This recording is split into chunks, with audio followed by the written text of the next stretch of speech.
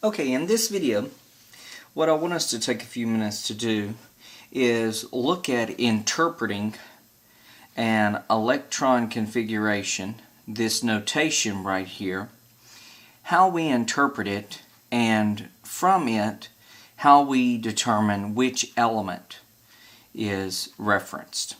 Okay, so what we've got here, we've got integers, these large numbers, the coefficients 1, 2, 2, 3, and 3. Those are your energy value numbers. Okay, those are your N numbers. They tell you which energy level the electrons are found on.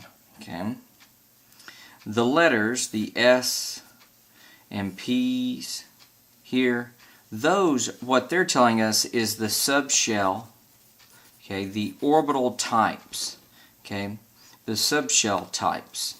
So they're telling us we're using s orbitals, which in the previous video, if you remember, the s orbitals have a spherical shape, okay, like this, and the p orbitals have what I call a bow tie, some call it a dumbbell shape, and so the letters tell us the orbital types, okay, the subshell types. And then the exponent written, or the numbers that look like they're in the superscript positions, that is telling us, like this 6, or this 2, or this 5, this is telling us the number of electrons, okay, the number of electrons found in that orbital. Or I'm sorry, let's use that word, that subshell type. Okay, that subshell. Okay, so in this 3p subshell, we've got 5 electrons. In this 3s, we have 2 electrons. In this 2p, we have 6 electrons, and so forth.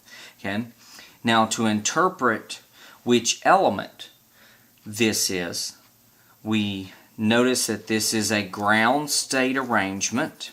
Okay, this is a ground state. All electrons are found in their ground state. What we can do, we can count the number of electrons. 2, 4, 10, 12, 17. There's 17 total electrons here. The element that is found with 17 electrons is chlorine, because it also has 17 protons in its ground state. Okay? The other way we can find this is by going down to the third energy level, 1, 2, 3, to the third energy level across here, where sodium through argon here. We come to the P block, which is this segment right here, and we need the fifth one, because see, this ends in 3p5, so third energy level, P block, the fifth element, 1, 2, 3, 4, 5, that's the fifth element, chlorine, in the 3p. Alright, and one final thing about interpreting a notation, the highest integers, okay, highest energy level numbers, these 3's, those electrons are those that are furthest from the nucleus, okay, they're the highest energy. They are the ones that we call the valence electrons. These are electrons commonly found to be involved in reactions of this element or in forming bonds with this element. Okay, so the valence electrons, and there's a total of 7 here, are those with the highest energy level, okay, highest energy level, that are found furthest from the nucleus. Okay, so let's just take a moment and practice with this orbital filling diagram here.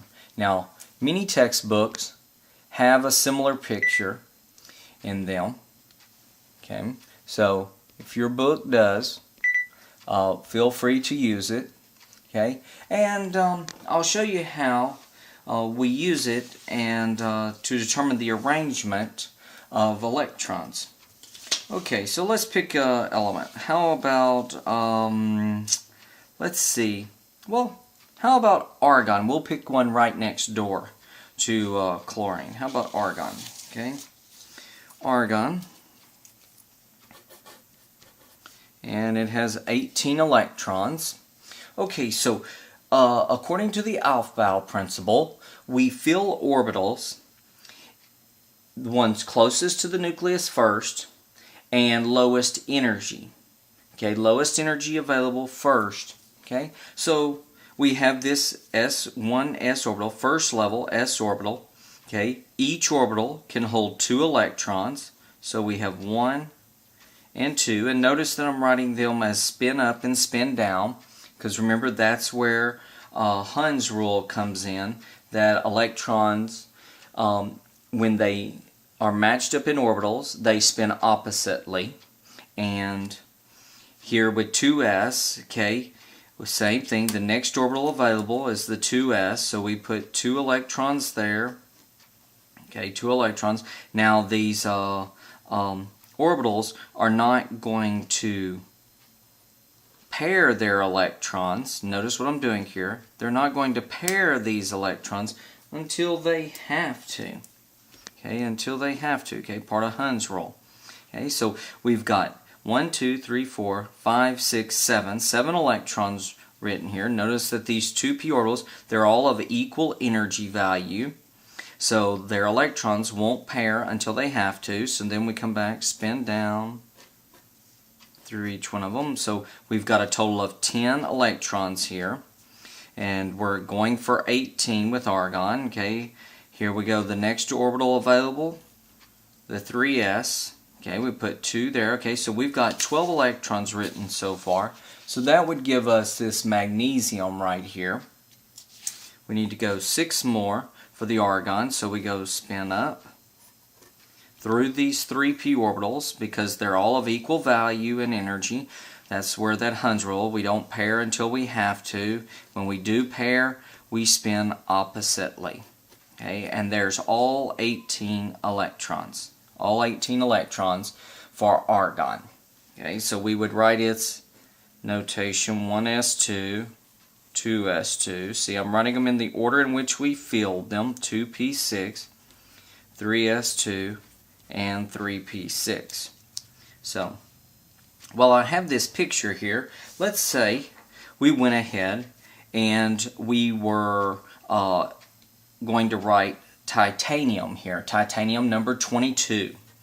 Okay, so titanium with 22 electrons, okay, it would have this same arrangement up through the 18, the first 18 electrons, and titanium has 4 more. So those 4 more, we would put them in the next orbitals available, this 4s, okay, so that would get us up to 20 electrons, and then the final 2, the 21st and 22nd, notice, see how we're putting them in the 3D, the next orbital available, lowest energy available, and how I kept them separate because we don't pair electrons until we have to.